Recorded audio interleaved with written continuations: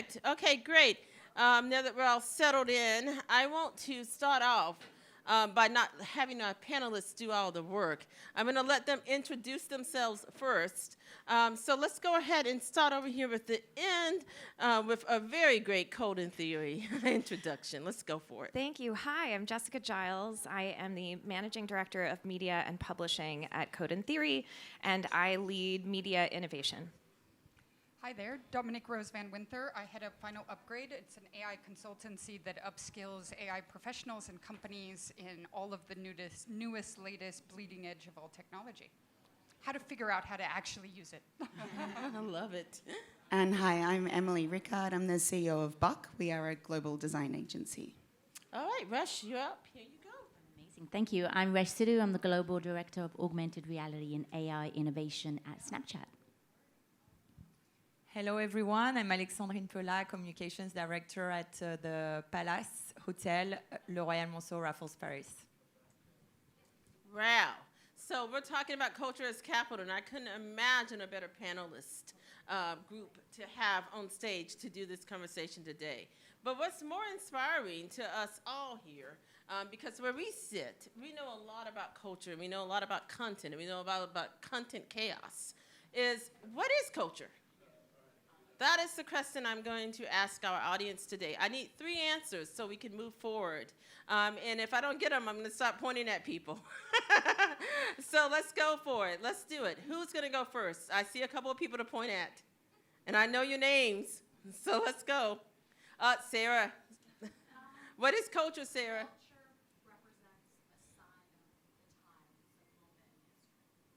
Love it. Okay, who else is going to go? Love it. A sign of the time, a moment in history. Sarah, let's go ahead. What's your name, honey, and where are you from? I'm Susan, and I'm from the UK, London. Okay, and Susan, what do you do?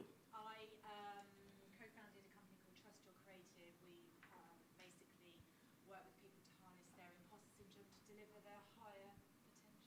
Oh, wow. Okay, love it. So you know a little bit about organizational culture. Yeah. So tell us, Yeah, what yeah, is culture? So culture to me is also about your background, literally where you were born, your parents, your families, your cousins, your aunties, and it's inherent in you, and that's the culture that you're into, and to be extremely proud of that culture, to take you through on in life. So that's part of culture to me, is absolutely where your background and your ancestors are from. Love that. Love that answer. One more answer. Who wants to go? Anyone? One more answer. What is culture? Okay, let's see. I'm going to have to point at someone. All right, so let's go right here. Yes, what is culture? Are you okay to do so? Yeah, absolutely. Okay. I'm the co-founder of Trust Your Creative. Okay, well, great. I thought I'd give someone else the opportunity. So I think in terms of culture within organizations or culture within culture, there's lots of different definitions of culture. And I think the most important thing in any conversation is what you're doing right now, which is defining what we mean by culture. Building on what Susan was saying, I think we as organizations and brands need to understand that we have to connect with the way people view their lives, and they connect with their lives through their passions, through their interest areas, and that's affected by where they came from. So you have an inherited culture in yourself, and then you have the culture which is your interest areas. And as businesses, I think culture really stands for having a clarity around your ethos. What do you stand for? What are your values? And how do you unite everybody around that with true belief? Love it. Love it. And the reason I asked that question is because we could keep going around the room and we're going to get 30 different answers. The reason being is exactly what was pointed out a moment ago, and what Sarah said and what you just said. It's because culture is dynamic.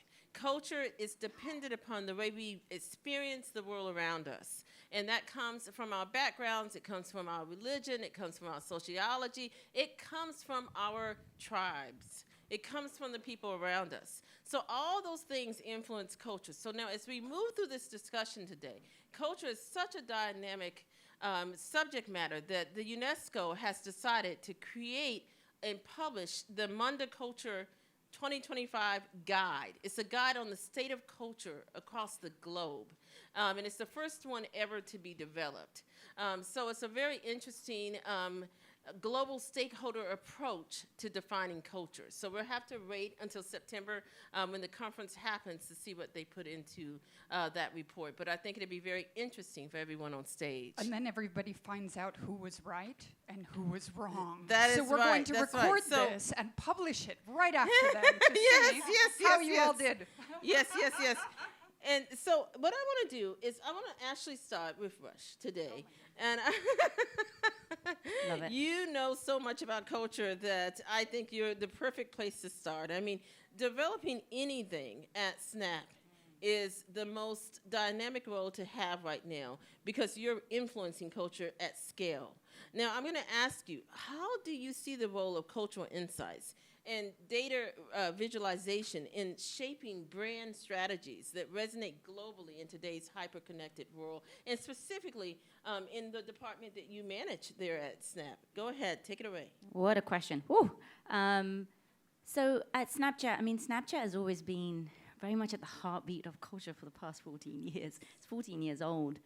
And when Snapchat was created, it was actually created because our co-founders were youngsters then, and they wanted something that was the antidote to social media. They wanted a way to communicate with their friends that was ephemeral, just like we're having this conversation right now. It disappears. It's never saved. And that's how Snapchat started. It was a moment in culture. And since then, it's just had this incredible heartbeat where Gen Z, millennials, and definitely during COVID, baby boomers and grandmas and all of them too, have used Snapchat to really connect. Now, at Snapchat, my role is really working with brands to understand how they can use the magic of our platform to really connect with their audience. And if you are building something on Snapchat, it has to be authentic because our audience sniffs it out. They are not brand loyal in the way we may have been when we were younger. They shop different, they chat different, they interact different. And if as a brand you are engaging on social media platforms and you are building stuff without insight, without understanding your audience and understanding what is happening in culture, then you will completely miss the boat. And brands that are succeeding truly understand the audience and their behaviors, how they chat, how they connect with each other, why they do the things that they do. And when they can harness those different platforms, they can truly engage in an authentic way. Rush, I love that answer. Authenticity, harnessing Totally. zero-party data Yep. to really drive transformation at scale and doing it in a big way. And like you said, Snap is a champion of that. 14 is. years in the game. 14 years, 900 million people use Snapchat daily. It's phenomenal, truly, truly phenomenal. It's phenomenal. It's an incredible connection tool. And for a lot of brands, it's an incredible space to be able to connect with potentially an audience that everybody is looking to engage with, which is Gen Z. Love it, love it. And it's very true. And I love the way they're transforming industries from fashion to automotive. It's just across the board. Beauty. I mean, it's amazing what Snap is doing. And to influencer relations in general. It's just amazing. Now, talking to someone who has a creative agency that they're leading, Emily, I want to know, how do you kind of navigate all the content chaos and all the influencer levels that we've developed over time since this whole term influencer came into existence? How do you see this whole business of creativity evolving as a serious economic force and not just fluff? Yeah, for us at Buck, everything is done through a design lens. And so we believe that we can connect with the audience by a really good creative, really good design. And I think it has to speak really authentically to be able to cut through to that audience. And so for us, it's especially with AI emerging, it's like, how do we continue to create the best creative out there with the best design that will connect with your audience for your brand? And it's something that we continue to do. And then we're always looking to figure out how we can influence culture through our design, which I think we're doing right now with a number of campaigns. And Emily, I love that perspective. Design thinking from the beginning and not trying to build it in. It's such an important attribute. So thank you so much for that. And Dominique, I'm going to turn to you because one of the aspects that we need to discuss here is how to integrate tech. how to integrate tech and how specifically to integrate Web3 and enable tech like AI and other emerging technologies that are transforming the way we view culture and how it's created, how it's shared, and how it's modified and monetized within the creative ecosystem. So I'm going to send that question to you. Oh, yep. Okay, thank you. I didn't realize it had died. But thank you. So yes, so Dominique, that's your question. Take it away. Oh man, I think the times are so exciting at the moment because with the advent of AI and everything right now around the generative AI space, to be honest, everyone can be a creator. Like, I do AI storytelling for my daughter, where we go in, she's 7 years old, and you take in the phone and then you do an audio prompt with her and she understands how can she create an entire story and then develop up some kind of visuals that literally represent her culture and what she wants to see and what she wants to see expressed. And we're gonna start to see so much more of that. Like, I never considered myself to be a very, very good designer or a visual creator. And now I can. And I think the enablement of all of that through generative AI is just, it's absolutely fantastical. And I talk to companies all the time, because obviously we're in the space on advising about this leading, bleeding edge of technology. And believe it or not, I know we've all been talking about it for years, Web3 and everything around the metaverse. Are we sick about hearing about the metaverse that will never come? And my take was always like, you know, when a couple of years ago they had Meta that launched up the metaverse, and you looked at Zuck in this metaverse, and you were like, this looks like prison. It's like, that's not where people want to be. And now I imagine this sort of new and beautiful world where literally people can go and express themselves and create that entire new life and dimension of how they express culture and be able to invite other people into it. And that's really amazing. You know, when Avatar came out, do you guys remember Avatar? Oh, yes. Do you know when Avatar came out, 15-20% of people afterwards showed light signs of depression? Do you know why? Because they were really, really sad that they couldn't live in that world. And to me, that's like, you know, we're here in Cannes at the Lions Festival. It's absolutely fantastic, but there's so many people that have it rough.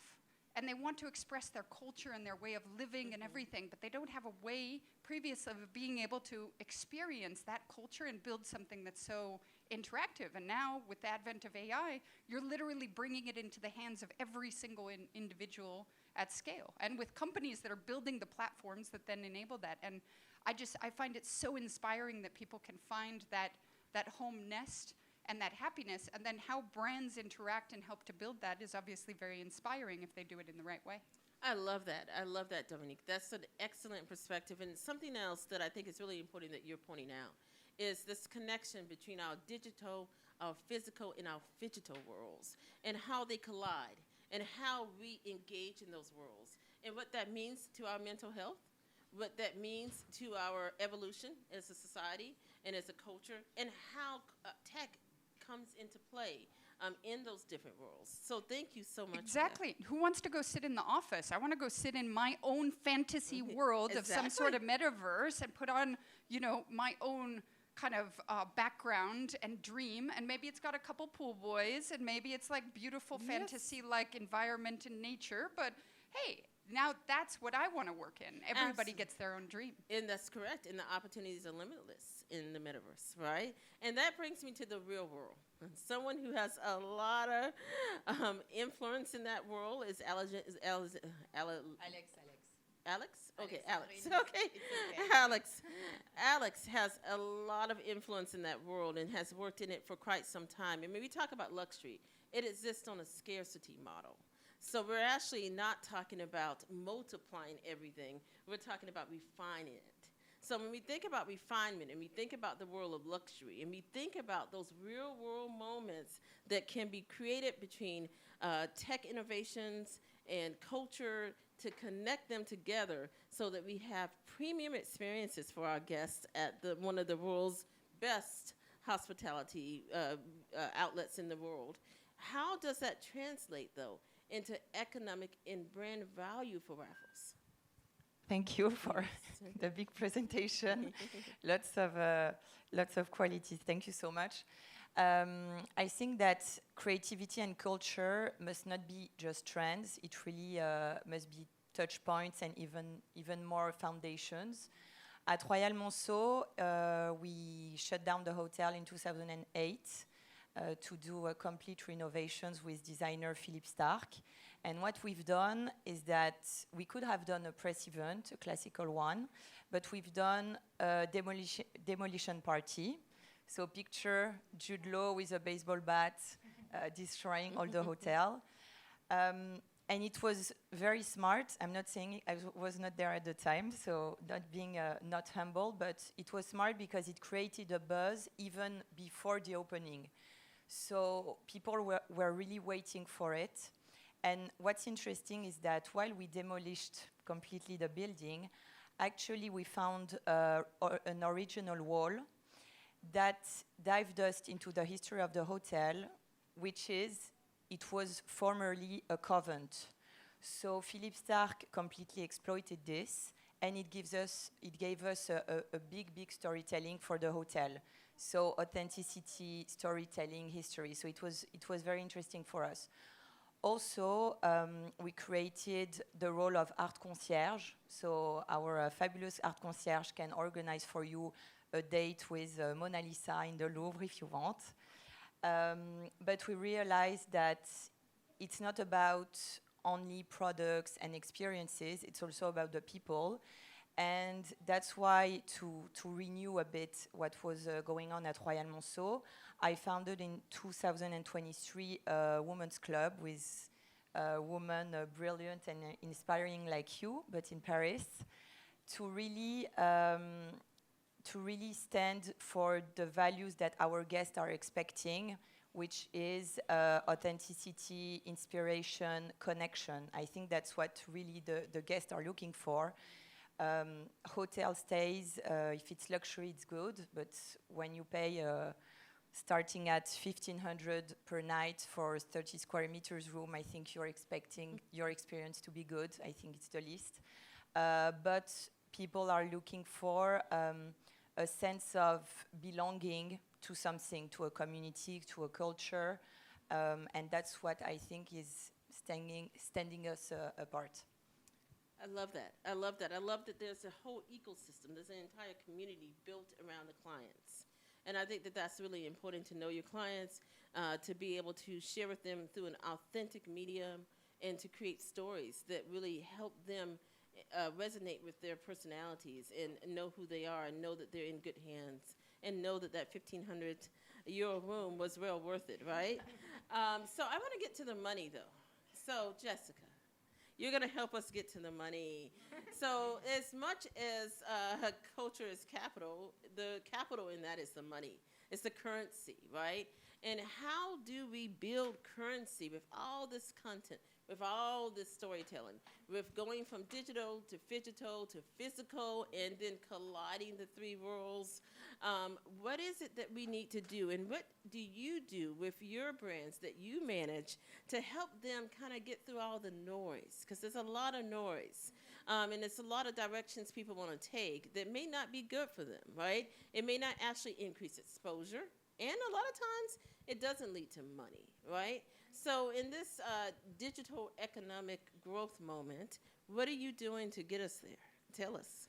Well, so first of all, this is my third can, and there's something really interesting about this year. Last year, everybody was talking about AI. This year, AI is doing a lot of talking. I'm seeing it in the copy I read, the messaging. I'm hearing it on some panels. You know, you can kind of recognize it. And the thing that I think we will be talking about next year is we'll be living in a world that's much, much more populated with AI-generated content, of course. Mm-hmm. But I think we're also going to see, do you guys remember when we pivoted to video in the teens? And media brands, I used to be the editor-in-chief of Cosmopolitan, and so I was there at the time when we needed to start producing a lot of video content, specifically for Facebook. And that was an era when a lot of new brands spun up out of nowhere to support that kind of content pipeline. And so I think we're going to see the same thing with AI-generated content. I think we're going to see AI-generated brands publishing AI-generated content. And we'll be living in this world that's sort of a primordial soup of all of this stuff that we have a hard time distinguishing from each other, and that threatens to drown out the really powerful, high-quality voices of the brands that we know and trust.